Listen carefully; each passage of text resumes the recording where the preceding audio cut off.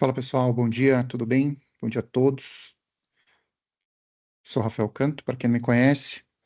Hoje a gente vai ter mais um CaixaSP Insights, nosso webinar técnico. Hoje eu vou estar falando para vocês um pouco sobre otimização de workloads de nuvem, que é algo que a gente faz bastante aqui na CaixaSP. E a ideia é compartilhar com vocês algumas receitas, algumas estratégias que a gente usa, e também falar um pouco do Cura Financials, que é a nossa ferramenta aí também de otimização de workloads. Vocês me ouvem bem, eu imagino, certo? Fê, se puder confirmar aí. Acho que sim. Boa. Eu vi pelo joinha. Obrigado, Rick. Bom, a gente trouxe esse título bem provocativo. Se você acha que já fez tudo para economizar, você está fazendo errado, justamente pelo tema central ser algo que a gente entende sempre que tem novas possibilidades, né? Então, a ideia é provocar um pouco esse tema e, claro, a gente vai mostrar um pouco como fazer isso. Para quem não me conhece, sou CTO, cofundador aqui da CaixaSP. Nós somos uma consultoria focada em otimização de workloads e de modernização de infraestrutura, principalmente. Já trabalhei em grandes consultorias, trabalho com nuvem desde o comecinho e comecei com Azure lá atrás, com Windows Azure, mas acabei atuando com diversos provedores e clientes aí de grande porte. E sempre um desafio a reduzir custo e se manter atualizado, né? Então, dos pontos-chave aqui para extrair benefício da nuvem e poder reduzir custo é justamente estar atualizado. Então, primeira dica aí, está sempre buscando certificações técnicas, tá antenado com os lançamentos, né? Então, existem hoje os blogs, né? Os portais de roadmap de cada provedor, e lá geralmente tem esse tipo de insight, né? Ou um SKU promocional, ou novas abordagens, novas possibilidades. Eu vou comentar uma hoje, fazer uma demo, que é o tipo de lançamento que não muda muita coisa se você não quiser, né, basicamente. Então, você não vai extrair benefício se você não ficar antenado nessa mudança e aplicar ela no seu cenário, tá? E aí, falando de redução de custos, né, a gente tem um mantra aqui na CaixaSP que a gente precisa controlar custos primeiro, para depois a gente aplicar a otimização. Então, a gente fala muito disso com todos os clientes, porque senão você vai otimizar de um lado e perder o controle do outro, esses esforços vão se cancelar, né? Então, até brinquei aqui na apresentação um pouco do dieta e treino, né? Você precisa fazer dieta e treino, não só dieta. E parte dessa parte de controle, né? Então, antes da gente falar dos quick wins ali que a gente trouxe, com relação a como fazer isso de fato, tem uma boa plataforma aí de processos de FinOps que é legal você ter bem fundamentado para justamente não se perder no meio do caminho. Então, alocar os custos, acho que é o tema mais básico, que é criar centros de custo, alocar os projetos ou produtos, né, eles terem uma evolução separada, até para você poder olhar os seus custos e identificar o crescimento, as métricas, enfim. Isso é super importante. Detectar anomalias mais cedo possível, a gente fala muito disso, então você teve um aumento da sua fatura, você descobrir na fatura é um problema, né? Então você teve ali um problema com logs, ou teve um problema com um outscaling, ou um aumento de tráfego mesmo, o ideal é que você descubra isso, sei lá, 2 dias depois, né? Um dia depois.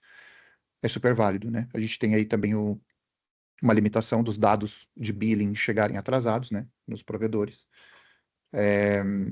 Mas minimamente aí 1 ou 2 dias para detectar uma anomalia é uma boa meta a ser seguida, tá?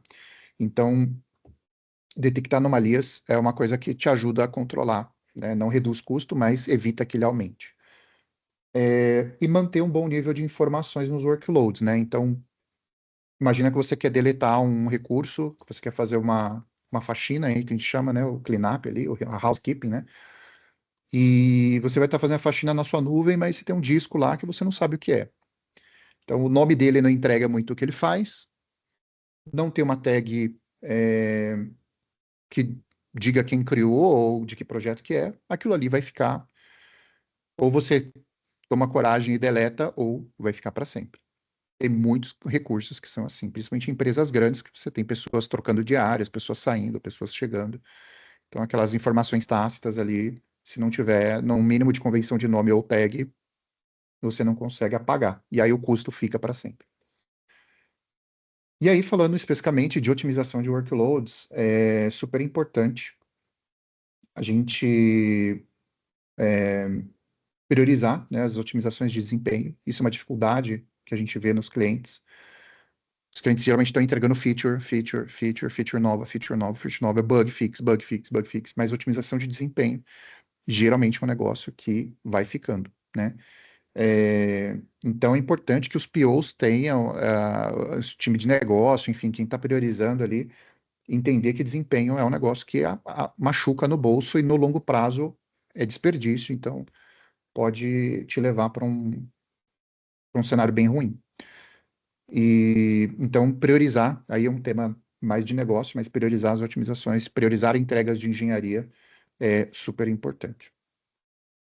Manter uma revisão, né, uma cadência para revisar os workloads, atualizar dependências e serviços o mais rápido possível, né? Quem aí está passando por custos de suporte estendido sabe do que eu estou falando.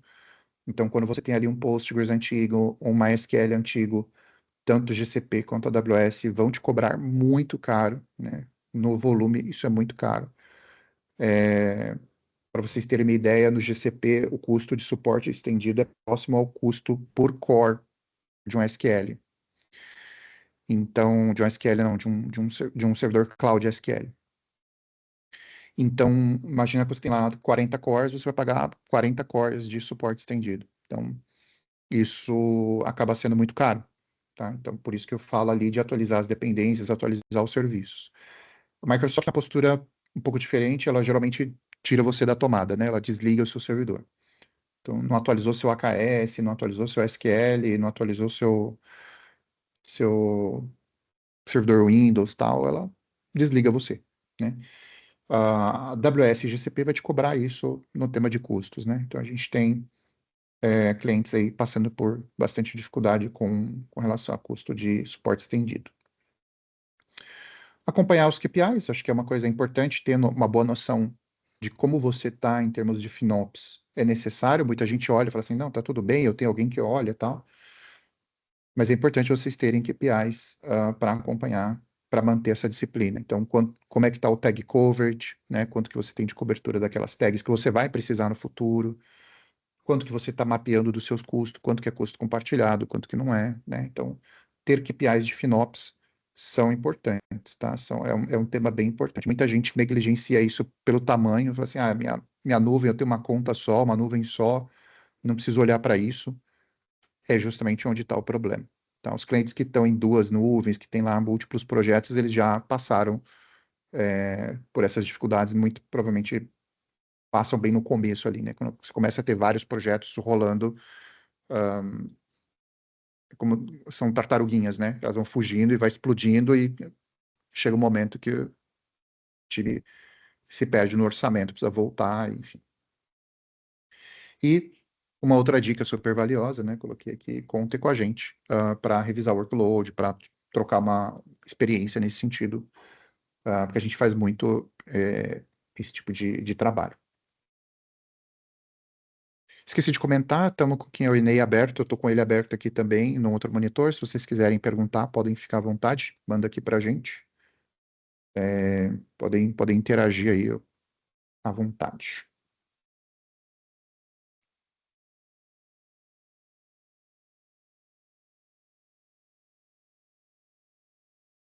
Bom, e aí, apresentando um pouco da nossa receita, né? Como é que a gente faz isso? A grosso modo, né? Assim, como é que a gente tem uma visão estruturada e ampla de redução de custos? Como é que a XP faz isso?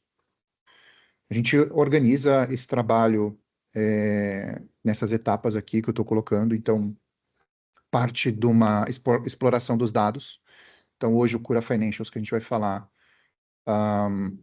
tem um papel fundamental nisso. Então, a gente pluga e entende o ambiente do cliente, mas você pode fazer isso com outras ferramentas ou manualmente também. A gente só acelera bastante isso nesse sentido. Você pode exportar o seu billing e importar no Excel e explorar, né? A ferramenta aqui ela vai te ajudar bastante. Mas o importante é você entender o seu 80/30, né? Onde que está o seu custo hoje?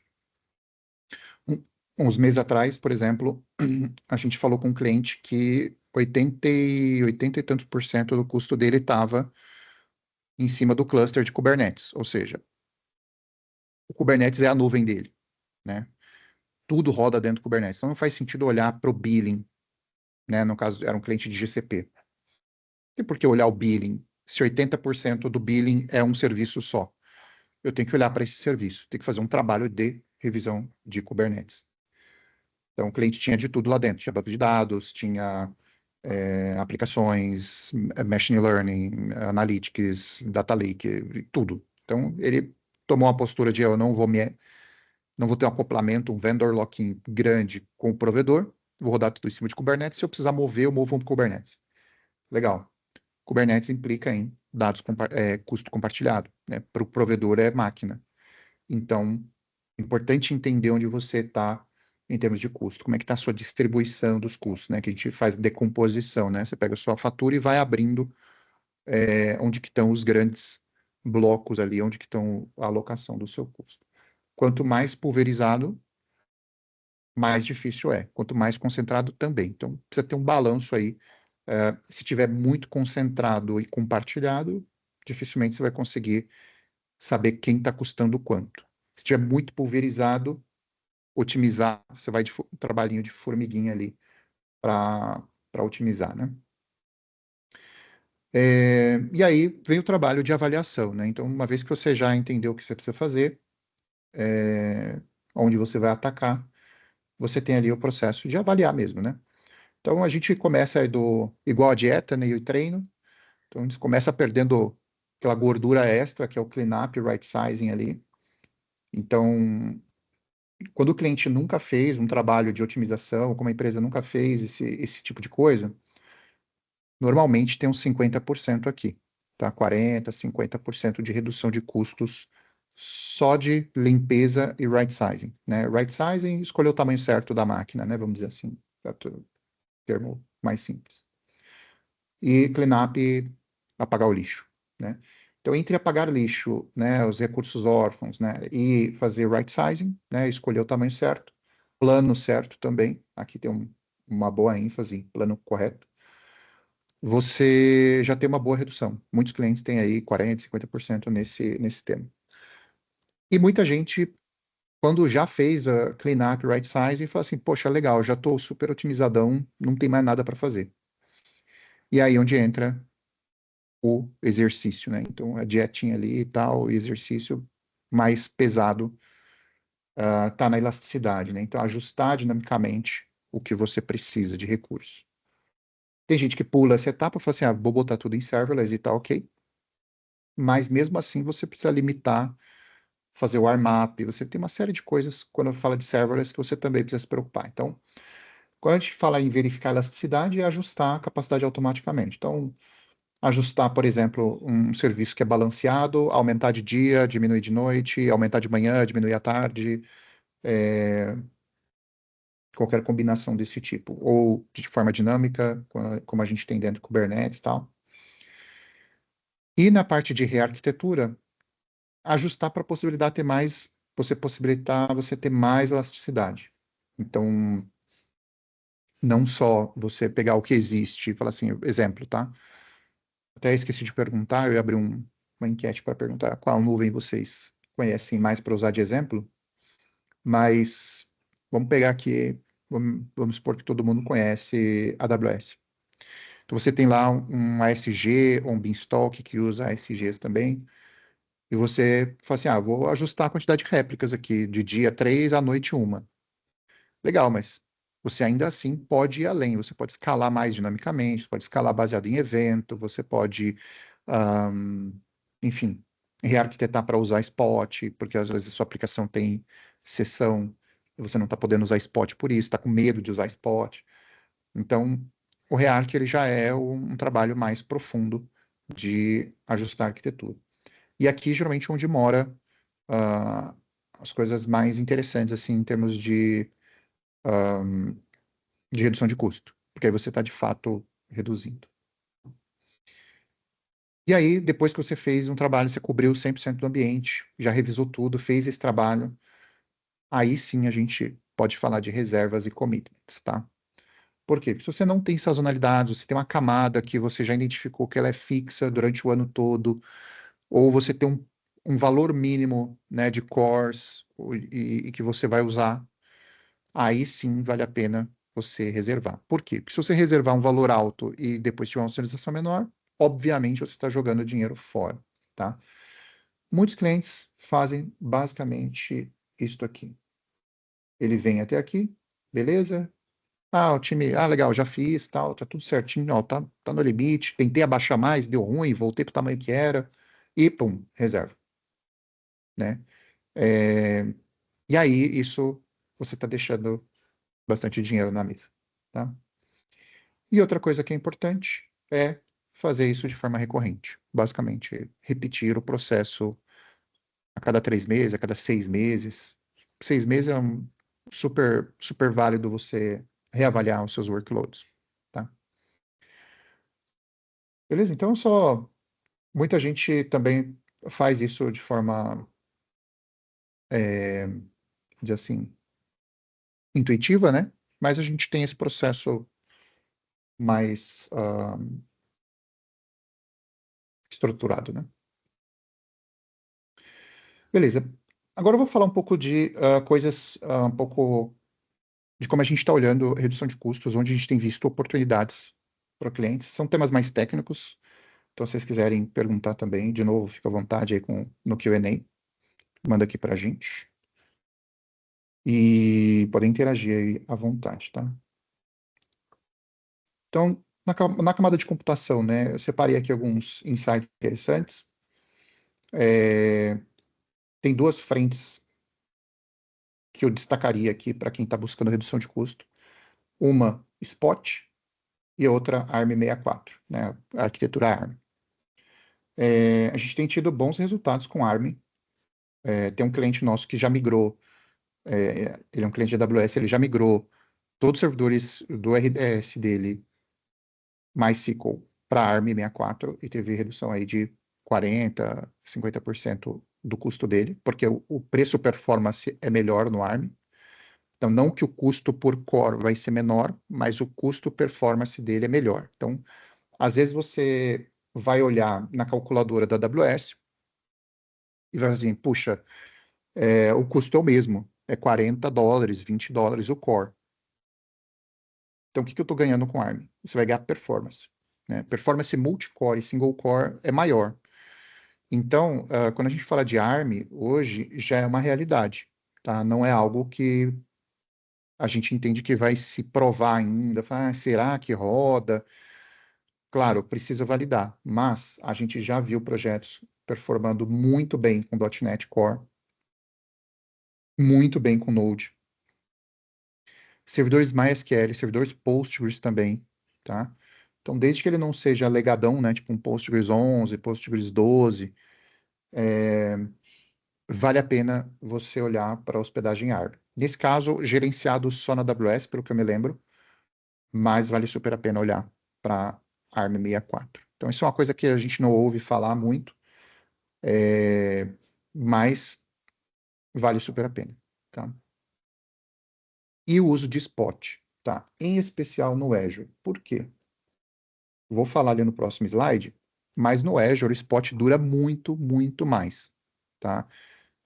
Historicamente, os clientes têm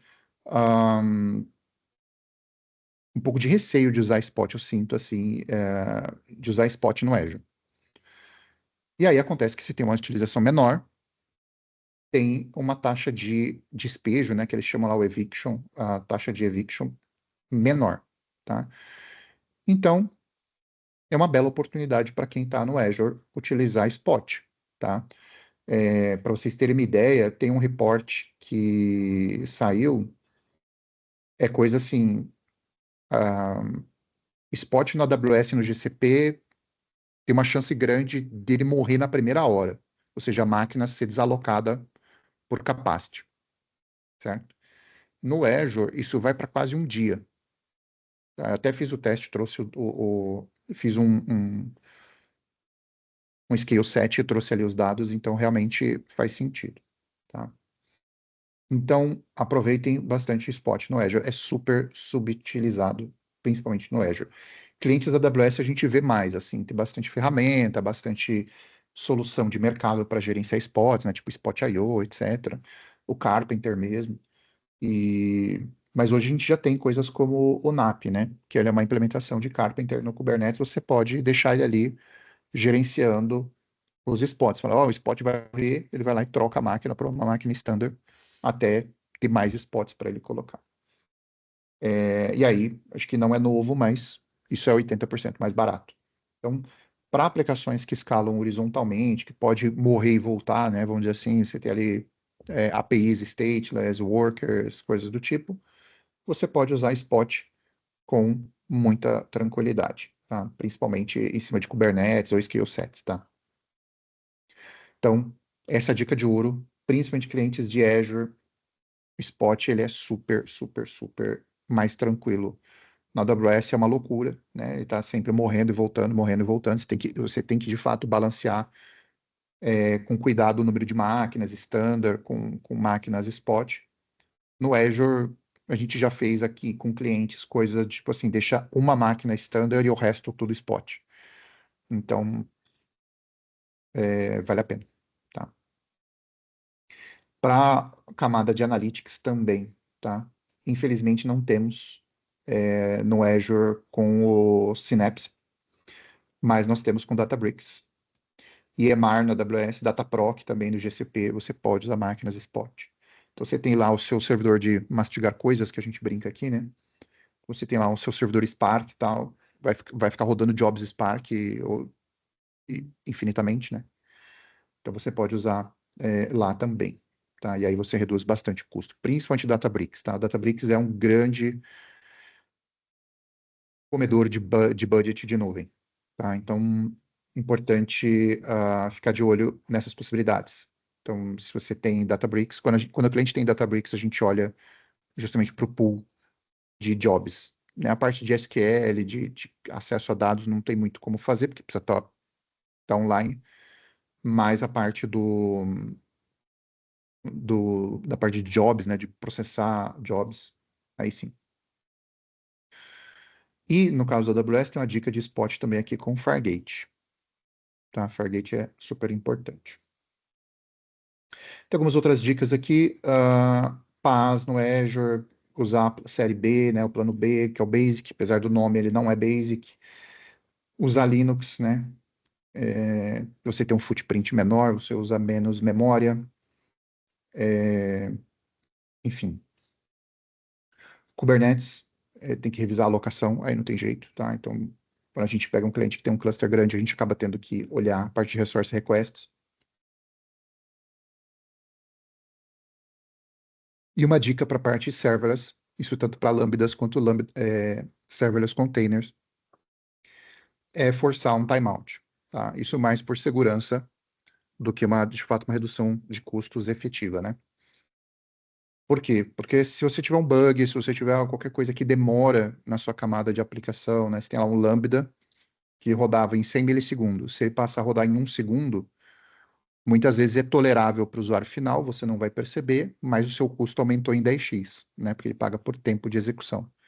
Então, você forçar um timeout na sua Lambda é super importante, tá? Para você evitar anomalias aí de custo. Não só isso, mas todo o resto que você precisa fazer com Lambdas.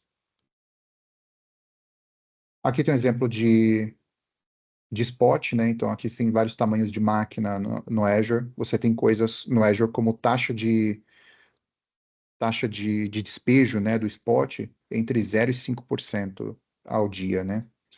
Então, imagina você basicamente a chance zero da sua máquina ficar offline, com 80% de desconto. Então, se você está rodando em Azure, use Spot. Esse aqui, esse gráfico aqui de trás é um scale set que eu criei. Ele ficou aqui 2 dias, teve pequenas interrupções. Vocês veem que tem alguns picos aqui de máquinas fora do ar. Não dá 15 minutos. Então, super tranquilo de balancear aí com outras máquinas. Então, super válido aí para redução de custo. Na camada de dados, também, né, falei aqui de ARM 64, aproveitar a elasticidade sempre que possível. Então, no caso da Microsoft, a gente tem o Azure SQL Serverless, vocês podem tunar ali a quantidade de cores mínimo e máximo como se fosse um balanceador, né? Então, isso é super tranquilo de fazer. E no caso da AWS, você tem o Aurora Serverless. Então, também tranquilo aí de tunar essa parte, tá? Nem sempre é possível na camada de banco de dados, quando você tem um banco relacional tal, não é todo serviço que dá para fazer isso.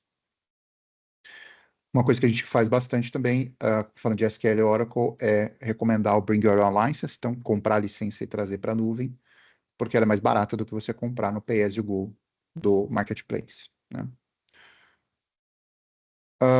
Aqui na parte de logs, fazer tiering, tá? Então isso é super importante. Tem muita gente que não faz tiering, faz lá uma retenção, tal, mas hoje você já pode arquivar, né? Tanto o CloudWatch, no Cloud Monitoring lá do GCP, no Azure também, você pode escolher as tabelas de log e essas tabelas você arquivar de acordo com uma política, né? Então, falar, essa tabela desse serviço, dessa aplicação, desse tipo de log, vou guardar 15 dias, 7 dias só, e o resto eu vou arquivar, e aí você faz uma consulta mais lenta nesse tiering. Então, gerenciar a parte de logs é super importante. A gente já teve clientes aqui que gastavam coisa de $100.000 por mês de log. Então, precisa tomar cuidado com logs, tá?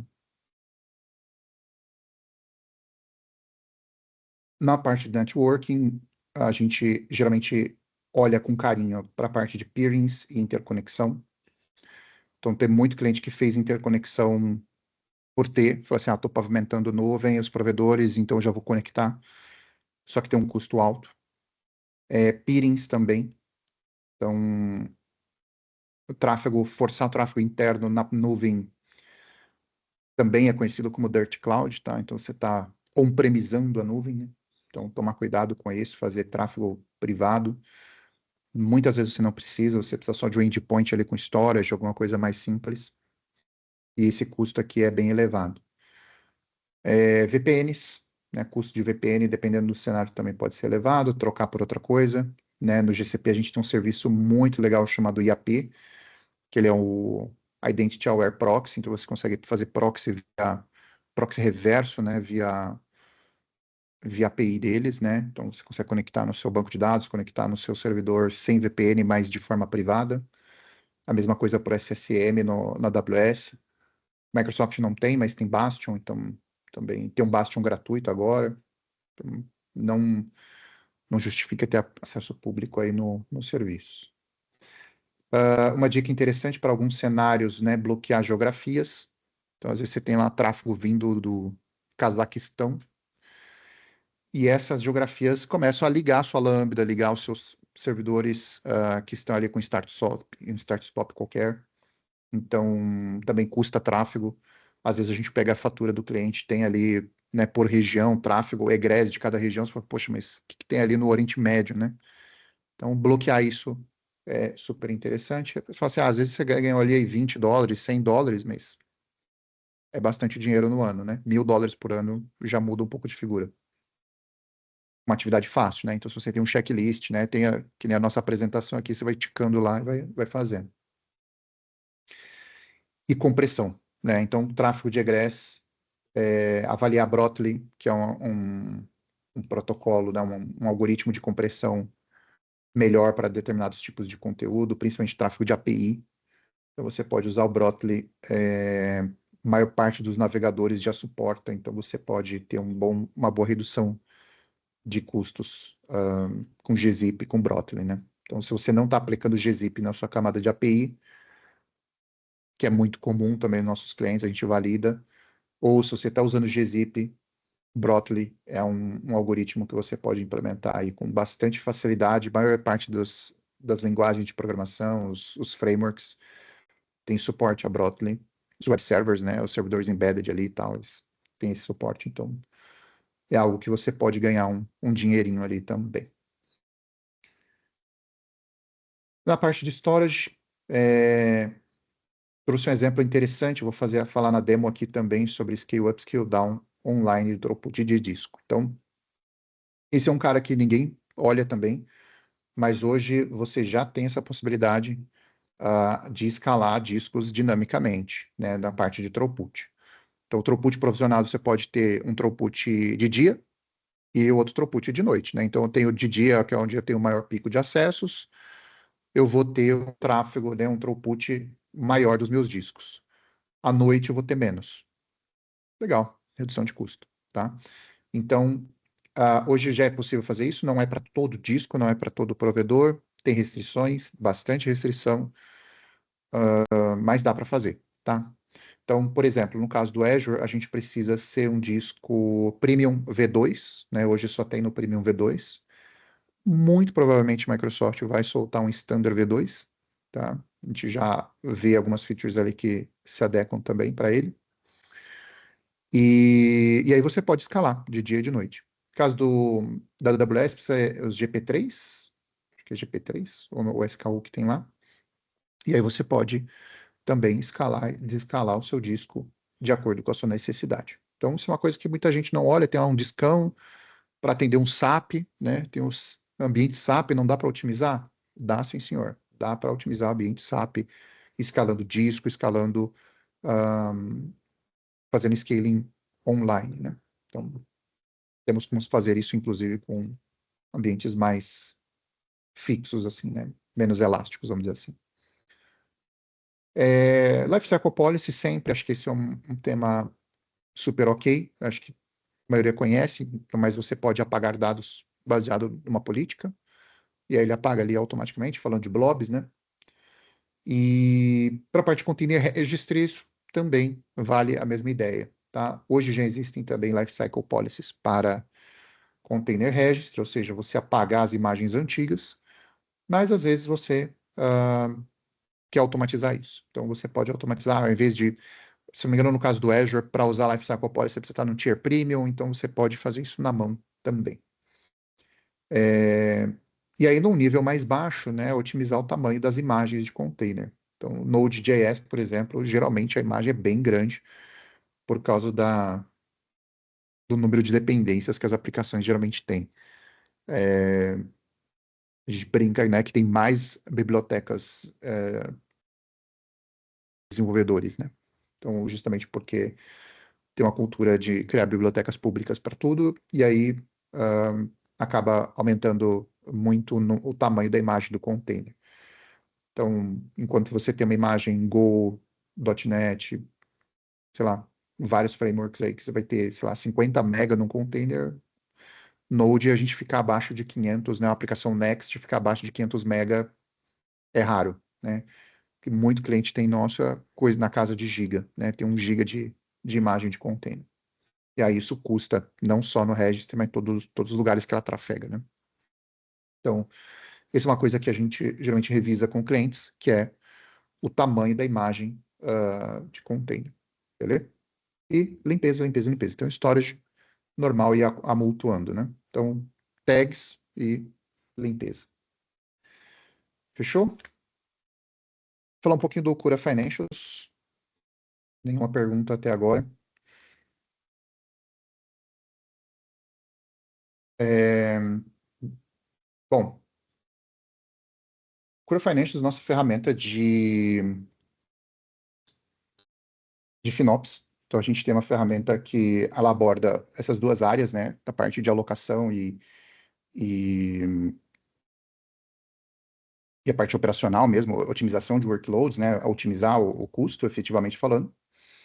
E aqui a gente tem toda a parte de ingestão, dashboards, onde você pode conectar com o dado do seu provedor. Hoje a gente suporta Azure, Amazon e Google.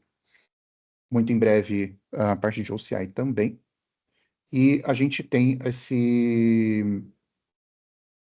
essas capacidades, né? Então, alocação em centros de custo, né? Você pode alocar o seu centro de custo e, e basicamente ir separando o custo dos seus projetos para você detectar anomalias mais cedo, mostrar esse custo para as áreas, você poder provocar a discussão de FinOps, é, olhando de forma isolada, né? Então, ó, você cuida do projeto A, tá aí o custo do seu projeto. Você cuida do projeto B, tá aqui o custo do seu projeto. Por mais que às vezes compartilhe a mesma conta de AWS, a mesma conta de Azure, a mesma conta de GCP, né? Então, esse é um tema que a gente ajuda a resolver. Não só isso, a gente traz isso para um dado padronizado, né, que é o formato Focus, né, que foi criado pela FinOps Foundation, né? Então a gente implementa isso e torna isso acessível para o cliente também. Então o cliente pode basicamente conectar nesses dados diretamente e explorar o dado, né? Então de um lado a gente tem essa parte, né, de alocação e dashboards, e, enfim, entender o custo, o que está custando, criar dashboards customizados. Você pode basicamente usar aqui os widgets para customizar o seu dashboard e criar suas visões, enfim. A ideia é basicamente essa, né? Explorar um pouco essa parte de analytics em cima do custo, por isso que a gente chama de cost analytics, né? Então, a ideia basicamente aqui é poder criar dashboards, alocar custo e entender o custo. E aqui na parte operacional a gente tem, de fato, a parte de work items, que é onde a gente gera recomendações. Por exemplo, quando tem na, na questão de right sizing, né, como eu comentei. Então, essa é uma parte que é legal automatizar, né? Uma instância ficou subutilizada, né? Você detectar isso e poder agir. Então, nesse caso aqui, eu tenho uma máquina que tem 12% de uso de CPU, não RDS. Então, faz todo sentido você redimensionar ele. A gente aqui sugere a mudança, né? Então, de T3 Medium para T3 Small. Então, super tranquilo de aplicar. Beleza? Nós temos tags gerenciadas também, que a gente tira basicamente KPI de cobertura. Hoje a gente não força nada de tag, não aplica nada de tag, mas é legal para você acompanhar como é que está a sua cobertura. Então, se a cobertura cair ou alguma coisa assim, você está acompanhando, porque recursos novos são criados, antigos são deletados, os projetos mudam de nome, enfim, várias coisas acontecem, é um dado vivo, então é importante acompanhar. E aqui na parte de automação, aproveitando aqui o outro ambiente que eu vou mostrar aqui para vocês, nós temos onde a gente hoje já tem algumas otimizações que podem te ajudar a, de fato, reduzir custo. Então, basicamente são automações de scale up, scale down, start stops, né? Coisas desse tipo, que ajudam bastante, né? Então, aquele cliente que está, por exemplo, que tem múltiplas contas de AWS e vai fazer um Lambda que liga e desliga o ambiente, por exemplo, né? O ambiente de desenvolvimento eu vou desligar à noite. Provavelmente você vai fazer deploy desse Lambda em todas as contas, né? Então você vai ter vários Lambdas, aí daqui a pouco você vai ter problema de suporte também, porque você está usando a versão do Node que já não tem mais suporte, etc. Então, a gente tem uma solução turnkey aqui que acelera esse tipo de coisa, tá? Então, você pode criar aqui uma agenda, né? Basicamente, você fala assim, eu quero que a parte positiva da minha política, né? Ou a parte up dela, né? Seja, sei lá, no horário comercial. Você seleciona aqui, você pode desenhar mas de sábado também, mas sábado começa mais cedo, tal. Você pode ah, fazer o desenho da agenda, né?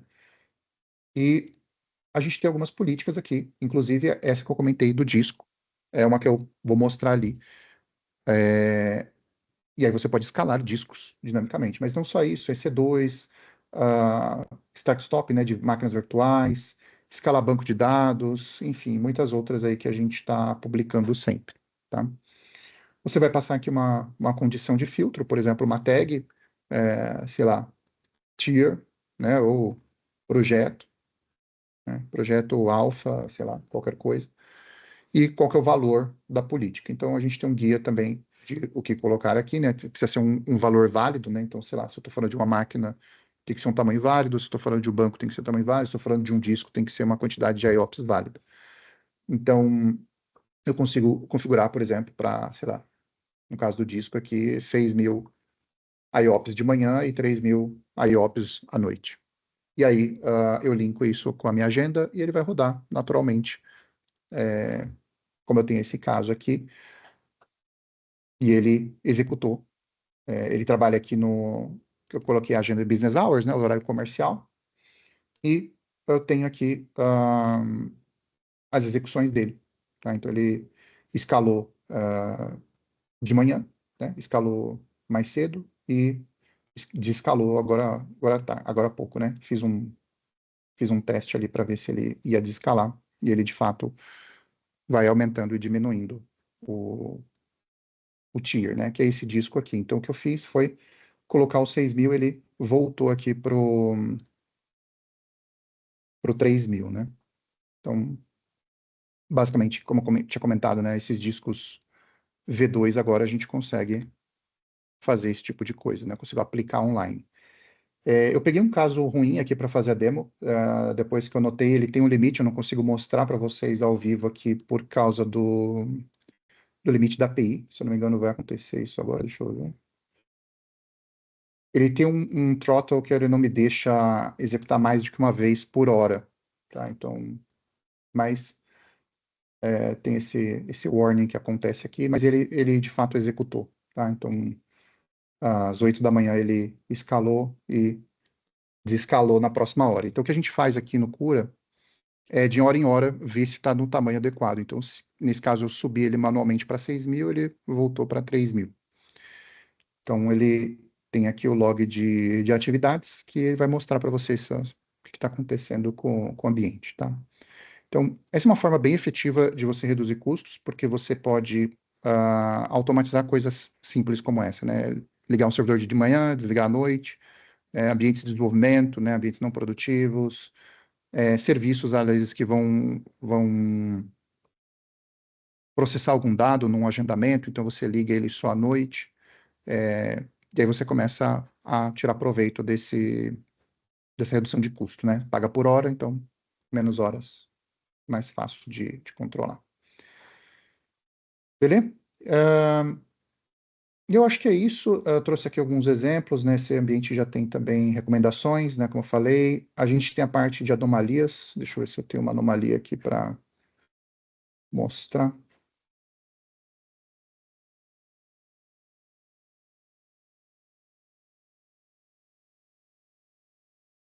Temos anomalias. Anomalia, ela tem.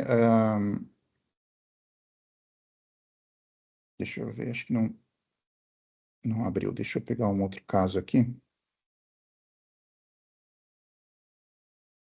Eu não peguei justo um caso do ambiente de teste aqui que eu não vou conseguir mostrar.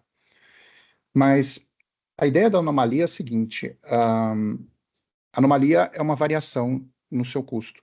Então, também é importante você detectar cedo. E é uma das coisas que a gente faz, a gente detecta essa variação dia contra dia, né? Então, se tiver um aumento do dia anterior no dia anterior, né? A gente pega D-2, por causa do atraso do dado do provedor, né? Naturalmente.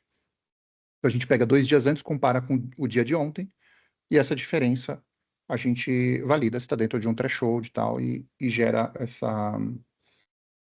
esse work item aqui, né? Então, a gente reporta para o cliente. Tanto por serviço, né? Então, se é de um serviço específico, ou se é de uma conta específica, ou se é de um centro de custo específico, tá? Então, a gente reporta isso para os clientes. Então, eles podem ali tomar a ação necessária, tá? Isso é super importante, porque aí você evita novos custos, né? Isso é importante. Ok? Voltando aqui para a minha apresentação. Vamos lá.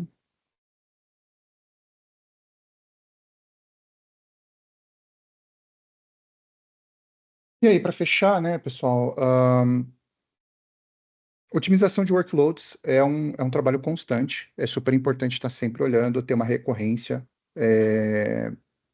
Muitas empresas, como eu falei, falam assim, eu já revisei, já estou super ok. Recentemente teve um cliente que falou assim, legal, nosso ambiente é super otimizado, mas e aí, vocês acham que dá para, né, fazer algum estudo e tal? A gente geralmente faz um assessment. No assessment já viu ali, sei lá, 6 ou 7 oportunidades de redução de custo bem interessantes. Então, importante estar sempre revisando. Não quer dizer que eles fizeram um trabalho superficial, quer dizer que é, esse trabalho ele é constante.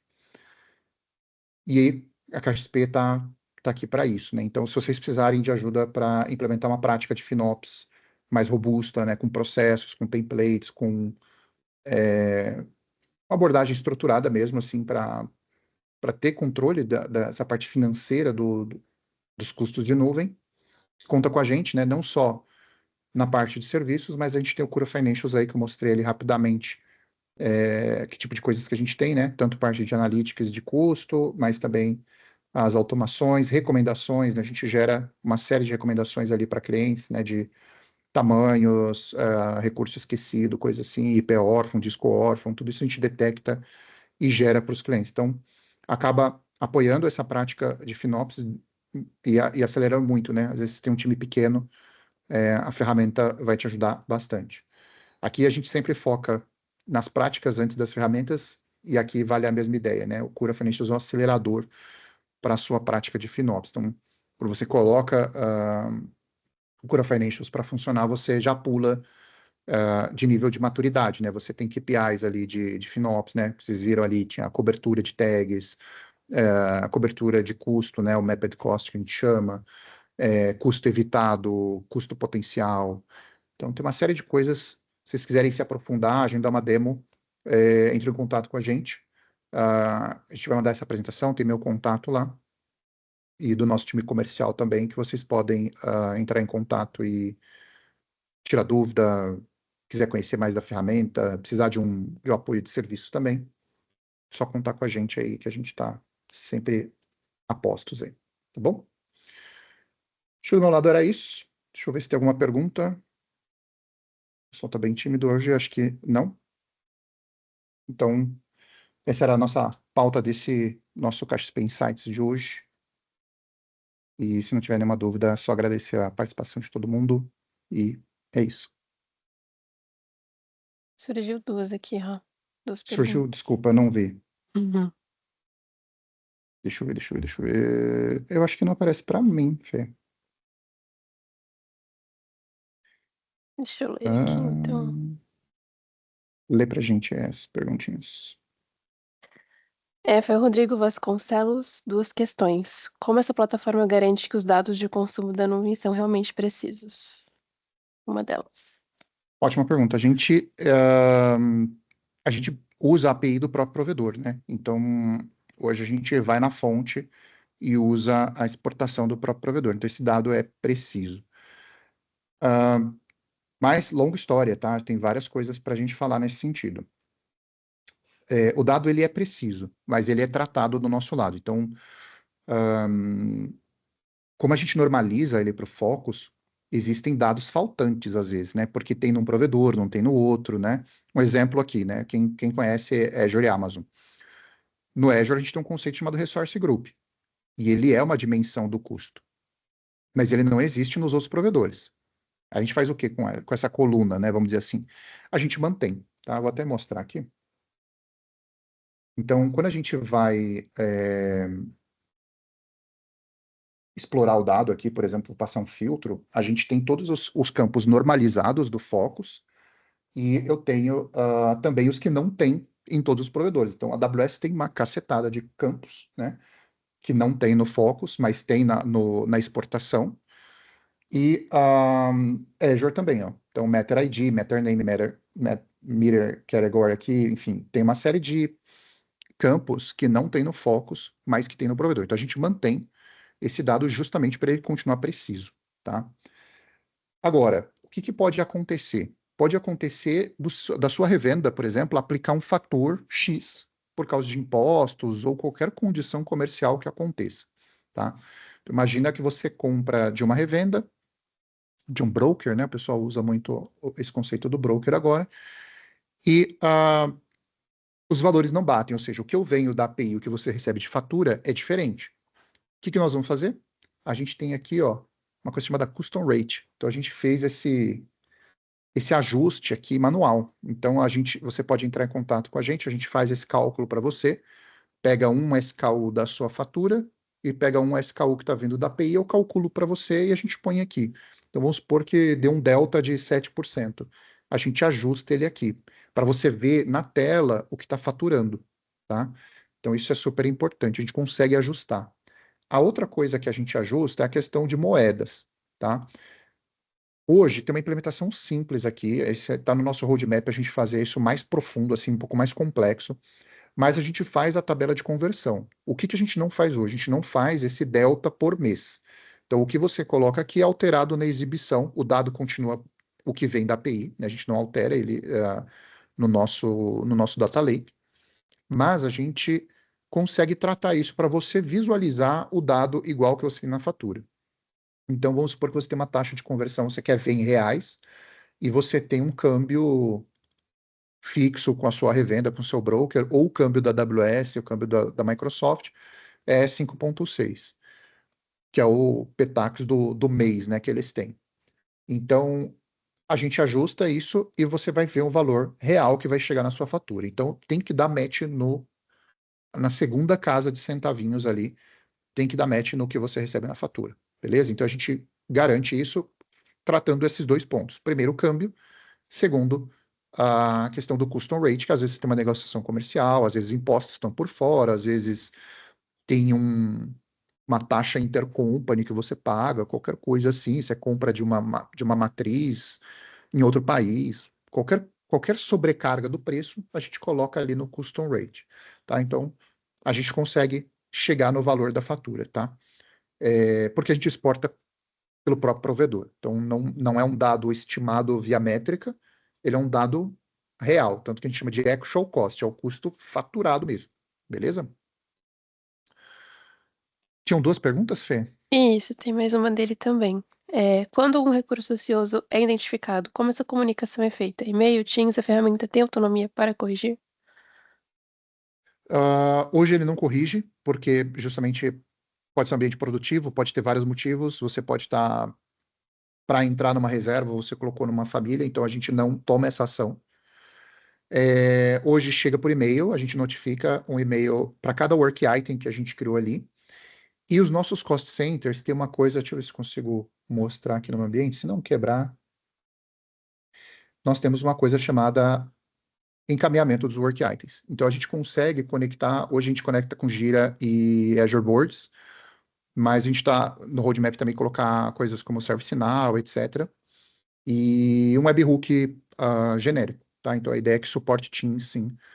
Não tem hoje, tá? Isso sendo bem sincero. Mas o que a gente faz é conectar com board e e-mail, tá? Então você vai receber ali um digest com todas as recomendações. Ele fala, ó, tem tantas recomendações tal, e você pode tomar as ações. E o link vem para cá. Mas a gente tem essa opção que a gente acha super legal de encaminhar para o board, tá? Então chegou ali uma recomendação, a gente manda para o board ali daquele centro de custo. Então, qual que é a ideia?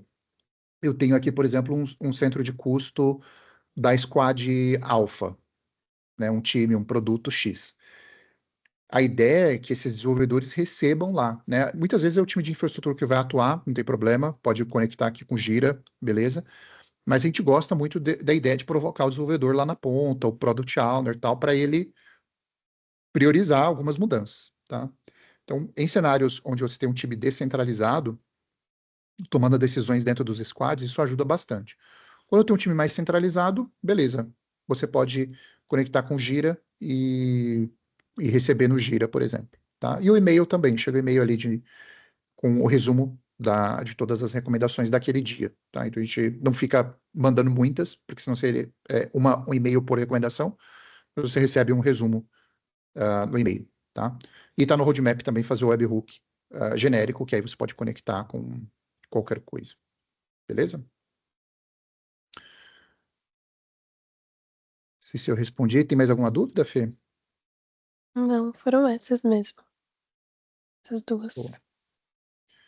Fechou. Então, do meu lado era isso. Não sei se tiver mais um comentário, Fê. Agradecer aí todo mundo que pôde participar. E a gente manda, né, o conteúdo, Fê, vai por e-mail? Como é que funciona? Isso mesmo. Envio para todos que participaram. Show de Também, para bola. quem participou, vai ter também, né, um teste da plataforma, então só dar uma levantada de mão e Ah, verdade. a gente vai fazer esse trial, né? Para Isso, quem bem estiver lembrado. interessado. Eu estava concentrado aqui na... Ah, tem mais uma pergunta aqui do Rodrigo. Ah, como é que seria a divisão de dados em múltiplas contas? E aí eu já falo do trial. O Rodrigo perguntou aqui sobre como é que funciona a divisão dos dados em múltiplas contas. A gente junta os dados, tá? Isso é uma coisa bem legal. Então, para nós, o provedor, a conta de nuvem, ele é um data source aqui, né? Uma cloud account. Só que a gente normaliza e põe no mesmo dataset, ou seja, você vê na mesmo número, né? Vamos dizer assim, nesse mesmo reporte aqui, você está vendo todos os seus provedores. E o provedor e a conta são dimensões do dado, ou seja, se eu vou mostrar um caso aqui, ó. Se eu pegar um widget qualquer aqui e agrupar ele por conta de nuvem,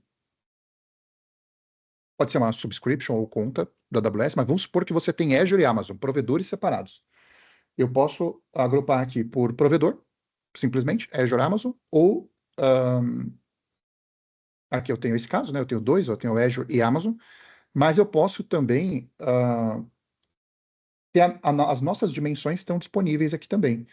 Então, o Cloud Account aqui para nós é essa fonte de dados.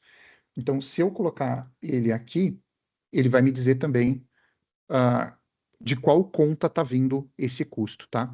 Então, o que a gente faz quando a gente normaliza por focos é juntar na mesma tabela, tá? Então, efetivamente, você está vendo na mesma tabela todos os seus custos, independente se ele é Azure, Amazon, Google, eu normalizo. Então, você tem um cenário multi-cloud, isso é fundamental. E aí vem a questão do câmbio que eu comentei, porque a Amazon exporta em dólar, Azure exporta em reais. Então eu tenho que converter para a mesma moeda para poder somar os valores, né? Senão eu vou somar laranja com banana. Então a gente resolve isso também, tá? Eu vou somar US$ 200 de Amazon com R$ 300 de Azure. Como é que eu faço? Eu converto para uma mesma moeda, aí você escolhe qual você quer, a taxa de conversão, e eu, pum, dou match nos valores. Então por isso que o gráfico funciona dessa forma, tá? Então eu consigo pivotar sobre essa dimensão. Não só o provedor, mas como a conta. Por que que eu falo a conta? Porque você pode ter dois de Azure, dois de Amazon.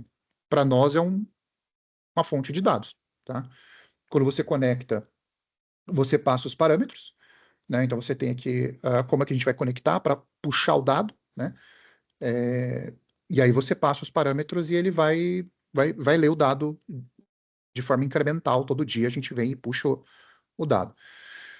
E aí eu normalizo e faço isso, tá? Então, dá para você ver, filtrar, né? Você pode pivotar, pode filtrar, você pode ter um dashboard só de Azure, um dashboard só de Amazon, tá? Então, tanto para filtro quanto para usar como dimensão, é super válido. Beleza? Deixa eu ver se tem mais alguma pergunta. Dados, consumo, tem alguns que eu identificar, tá? Beleza. E aí eu esqueci de comentar do trial, a gente vai mandar para vocês, todo mundo que participou aqui vai ter acesso a um trial estendido com alguns créditos de consultoria, tá? Então a gente tem um time nosso que atua justamente na parte de otimização de workloads, que eu comentei que a gente faz. E aí a ideia, basicamente, é quando você plugar o seu trial, você vai receber uma série de recomendações e, e você vai ter ali 30 créditos, né? Seria equivalente a 15, 16 horas homem, vamos dizer assim, 15, 16 horas de serviço para implementar essas recomendações. Então, tem coisas que são básicas, tipo revisar aqui o tamanho de máquina, mas tem recurso órfão, tem uma série de recomendações que geram aqui no nosso motor de otimização. E aí vocês podem usar esses créditos para implementar. Pode falar com o nosso time de consultoria e a gente ah, implementa esse tipo de coisa. Então a gente tem aqui, ó, por exemplo, tem um ECR que não tem Life Cycle Policy, nenhuma. Então a gente vai lá e implementa para vocês, tá? Então, se você tiver um cenário desse, a ferramenta já vai gerar e aí você pode usar o nosso próprio time aqui para implementar. Então a gente está com essa oferta para vocês conhecerem a ferramenta, conhecer nosso serviço também. Então, todo mundo vai receber aí por e-mail os detalhes que forem necessários aí para engajar com a gente, tá? E é só agendar, a gente organiza, põe em contato com o nosso time e tal, e mãos à obra, beleza?